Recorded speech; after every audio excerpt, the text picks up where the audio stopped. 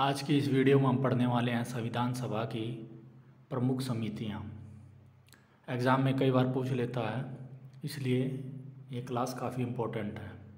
Committee of Indian constituent assembly, इसको trick के माध्यम से याद करेंगे।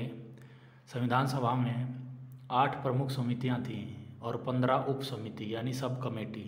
8 कमेटी थी मुख्य और 15 सब कमेटी। इन सभी को ट्रिक से याद करेंगे। इम्पोर्टेंट हैं जो। अगर आप इस चैनल पर नए आए हैं तो इस चैनल को सब्सक्राइब करें और वीडियो को ज़्यादा से ज़्यादा शेयर ज़रूर करें। राजेंद्र प्रसाद जो हमारे पहले राष्ट्रपति भी थे, इनके पास 4 कमेटियां थीं, 4 समितियां थीं इनके पास। हिंदी मीडियम वाले कोशिश करें कि इसको इंग्लिश में ही याद करें, इजी पड़ेगा, नहीं तो हिंदी में मुश्किल पड़ने वाला है। तो इसके पास राजेंद्र प्रसाद के पास 4 कमेटियां थीं। इनको ट्रिक से कैसे याद करेंगे। अब राष्ट्रपति थे तो इनके स्टाफ में फाइनेंस पे एक इनका स्टाफ का आदमी क्या ले आता है, कार ले आता है, कार। तो वो कार राजेंद्र प्रसाद जी को बहुत पसंद आती है, तो उससे पूछते हैं क्या रूल और प्रोसीजर है, इसको कैसे चलाते हो। हालांकि उनको ड्राइविंग आती थी, लेकिन उन्होंने पूछा कुछ इसमें चेंज तो नहीं है। तो फिर उन्होंने क्या किया, उस गाड़ी में एक फ्लैग लगवा दिया, राष्ट्रीय झंडा अपना, क्योंकि राष्ट्रपति थे। और स्टीयरिंग व्हील, गाड़ी का स्टीयरिंग व्हील पकड़ा और ड्राइव पे निकल गए। इस तरीके से इसको याद कर लेंगे कि राजेंद्र प्रसाद जी के पास कितने कमेटियाँ थीं, कितनी कमेटियों के अध्यक्ष थे। फाइनेंस पे स्टाफ का आदमी एक कार ले आया, तो फाइनेंस और स्टाफ कमेटी इनके अंडर थी। फिर उन्होंने उससे पूछा कि इसके रूल्स और प्रोसीजर क्या हैं चलाने के। रूल्स और प्रोसीजर कमेटी इनके पास थी। फिर उस गाड़ी पे इन्होंने झंडा लगा दिया। तो एड हॉक कमेटी थी नेशनल फ्लैग पे, एड हॉक कमेटी भी इन्हीं के अंडर थी राजेंद्र प्रसाद के पास। और स्टीयरिंग व्हील लिया और गाड़ी चलाना शुरू कर दिया, तो स्टीयरिंग कमेटी भी इनके अंडर थी। तो जितने भी हिंदी मीडियम वाले हैं वो कोशिश करें कि हिंदी में इंग्लिश में ही इसको याद कर लें। ये इसकी ट्रिक थी, आसानी से याद हो जाएगी। नेहरू चाचा के पास कौन कौन सी कमेटियां थीं। अब नेहरू जी क्या थे, पीएम थे, और पीएम के पास ही मेन पावर होती है। स्टेट में या सेंटर में सबसे ज़्यादा पावरफुल क्या होता है, पीएम, प्रधानमंत्री। तो इसी से इसको याद कर लेंगे। तो इनके पास स्टेट कमेटी, राज्य समिति, यूनियन पावर, संघीय शक्ति समिति, यूनियन की पावर इनके पास थी, और यूनियन कॉन्स्टिट्यूशन कमेटी, संघीय संविधान समिति। अब नेहरू चाचा प्रधानमंत्री थे, तो यूनियन की पावर थी इनके पास, स्टेट की पावर भी थी, और यूनियन कॉन्स्टिट्यूशन की पावर भी थी। ये तीनों पावर इनके पास थी। प्रधानमंत्री सबसे ज़्यादा पावरफुल होता है।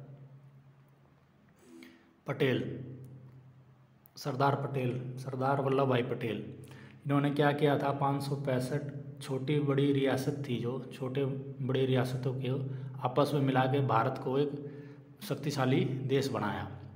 तो इसी से याद करेंगे। इन्होंने क्या किया था, 565 छोटी मोटी रियासतों को मिलाया था आपस में। तो जब वो छोटी मोटी रियासतें मिल रही थी तो उनकी भी अपनी एक समस्याएं होंगी। उन्होंने कहा कि हमारे फंडामेंटल राइट्स को कौन देखेगा। तो उन्होंने, सरदार पटेल ने कहा ठीक, हम कमेटी बना देंगे, एडवाइजरी कमेटी, जो आपके मौलिक अधिकारों को देखेगी। फिर जो प्रांतीय संविधान समिति थी वो भी इनके अंडर थी, क्योंकि बहुत सारे प्रांत भी थे जो भारत में मिल गए थे। और कमेटी ऑन माइनॉरिटी, जो उस इलाके में, छोटे मोटे इलाकों में जो अल्पसंख्यक रहते थे और ट्राइबल लोग रहते थे, उनके लिए भी कमेटी बना दी गई।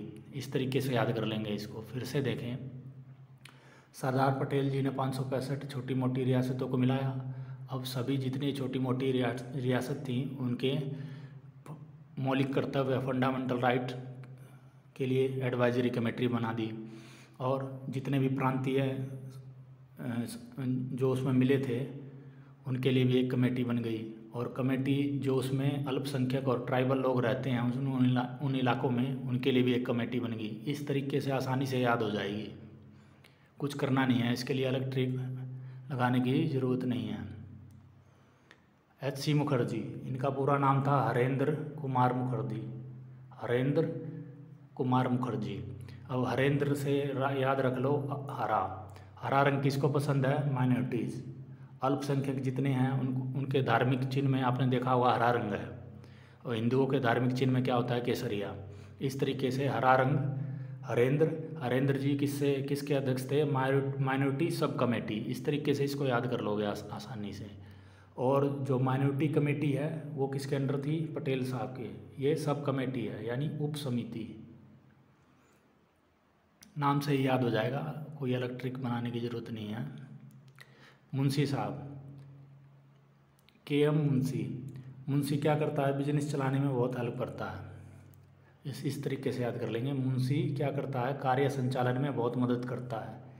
पहले क्लर्क तो थे नहीं, मुंशी थे, तो यही मुंशी सब देखते थे कौन कितना काम कर रहा है, सबकी ये मैपिंग करते थे। तो कार्य संचालन मुंशी क्या देखता था? Order of business committee, business को देखने का इसका काम था। इस तरीके से इसको आसानी से याद कर लेंगे।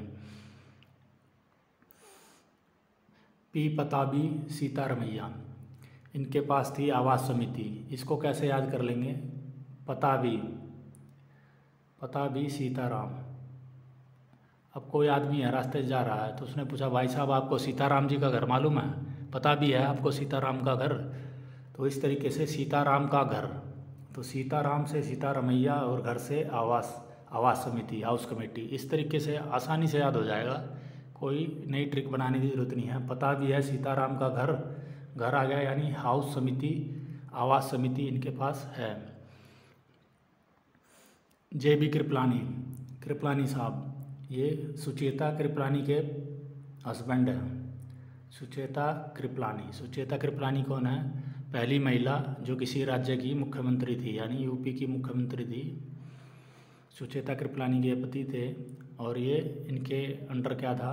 फंडामेंटल राइट्स सब कमेटी है, यानी उप समिति है। एक फंडामेंटल राइट की एडवाइजरी कमेटी भी है। एडवाइजरी कमेटी जो 565 छोटी मोटी रियासतें थी, उनके मौलिक कर्तव्यों को देखने के लिए एडवाइजरी कमेटी किसके अंडर थी?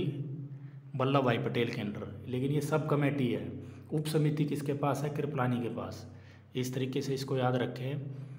कृपलानी यानी कृपा कैसे आएगी? कृपा आएगी जब आपके पास आपके मौलिक अधिकार सुरक्षित रहेंगे, उनका कोई हनन नहीं होगा। इस तरीके से इसको याद रखना है। और एक क्वेश्चन और बन जाता है एग्ज़ाम में कि जब भारत आज़ाद हुआ उस समय कांग्रेस के अध्यक्ष कौन थे? तो जब भारत आज़ाद हुआ 1947 में, उस समय कांग्रेस के अध्यक्ष थे JP कृपलानी। काफ़ी इम्पोर्टेंट क्वेश्चन है। GV मलमलंकर, ये गणेश वासुदेव इनका पूरा नाम था। कि ये जो हम संविधान सभा बना रहे हैं वो काम कैसे करेगी, उसका फंक्शन क्या होगा? संविधान सभा जो बना दिया गया है वो कार्य कैसे करेगी, ये देखना इनका काम था, गणेश वासुदेव का। तो इसको कैसे याद करेंगे? देखो, इनके नाम में है लंकर, यानी लंका लगा देंगे।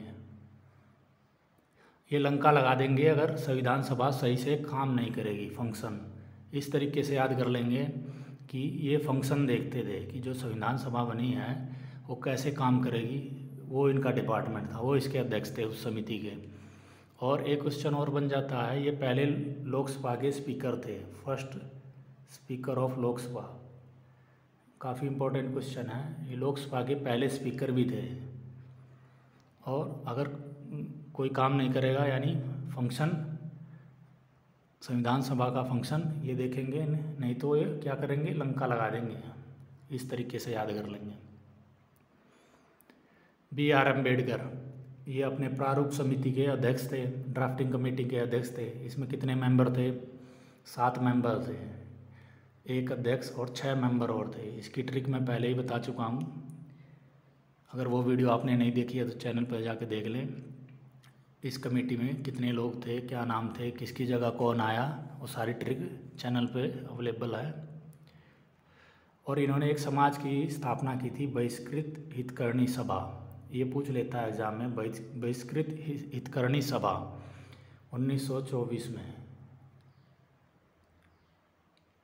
इसकी स्थापना किसने की थी? BR अम्बेडकर ने। AV ठक्कर। AV ठक्कर, अब मान लो सारे इलाके कवर कर लिए आपने, और जो इलाका बच गया excluded, partially excluded area sub committee. मतलब भारत, ये अपना प्यारा भारत है, ये प्यारा भारत का मैप है, इसमें सारे एरिया आपने कवर कर लिए। जो एरिया बच गया है पार्शियली, उसके लिए भी एक कमेटी बना दी गई। वो उसके पास क्या था, ठक्कर साहब के पास थी। ठक्कर साहब टक्कर मार रहे थे कि जो एरिया बच गए हैं उसकी कमेटी तो मुझे दे दो। मान लो फंडामेंटल राइट की, स्टेट की, यूनियन की, फ्लैग की, फंक्शन की, सबकी कमेटी बन गई। तो ठक्कर साहब टक्कर मार रहे थे उन लोगों से कि यार एक आधी कमेटी मुझे भी दे दो। तो इनको एक कमेटी दे दी गई, ले भाई तू भी ले ले, जो बची हुई है वो कमेटी तू ले ले। Excluded and partially excluded area sub committee इनको दे दी गई। इस तरीके से ठक्कर साहब टक्कर मार रहे थे। ये तरीका है इसको याद करने का। और इन्होंने एक भारतीय आदिम जाति सेवक संघ की स्थापना की थी 1948 में। बहुत ही इंपॉर्टेंट क्वेश्चन है, पूछ लेगा तो पसीने आ जाएंगे। भारतीय आदिम जाति सेवक संघ 1948 में इसकी स्थापना की किसने की, AV ठक्कर साहब ने। ए कृष्णस्वामी अय्यर, ए कृष्णस्वामी अय्यर, इनके पास क्या था, अब कमेटी बन गई, कमेटी का फंक्शन भी हो गया। फंक्शन कैसे काम करेगी, फंक्शन कार्य कैसे करेगी वो संविधान सभा, वो कौन देखेगा, लंका लगा देंगे अगर काम नहीं करोगे तो, मलवंकर साहब। लेकिन जो ड्राफ्ट बनेगा संविधान का, उसको कौन देखेगा, उसको एग्जामिन कौन करेगा कि वो ड्राफ्ट सही बन रहा है, गलत बन रहा है, क्या कर रहे हैं, क्या नहीं कर रहे हैं। तो उसको देखने के लिए अपने कृष्णस्वामी अय्यर है। तो कृष्णा से बढ़िया एग्जामिन कौन करेगा, भगवान कृष्ण से बढ़िया एग्जामिन कौन करेगा। इस तरीके से इसको याद कर लेंगे कि कृष्णा से बढ़िया कोई एग्जामिनर नहीं हो सकता है। अब इसको हिंदी में देखो, हिंदी में प्रत्यय पत्र लिखा हुआ है, ये समझ में नहीं आएगा क्या है। तो हिंदी मीडियम वालों के लिए सबसे बेस्ट रहेगा कि इसको इंग्लिश में ही याद करें, सबसे बेस्ट रहने वाला है। तो ये सभी कमेटियाँ थी इम्पोर्टेंट, इनकी प्रैक्टिस करें और वीडियो को ज़्यादा से ज़्यादा शेयर करें, चैनल को सब्सक्राइब करें। जय हिंद, जय भारत।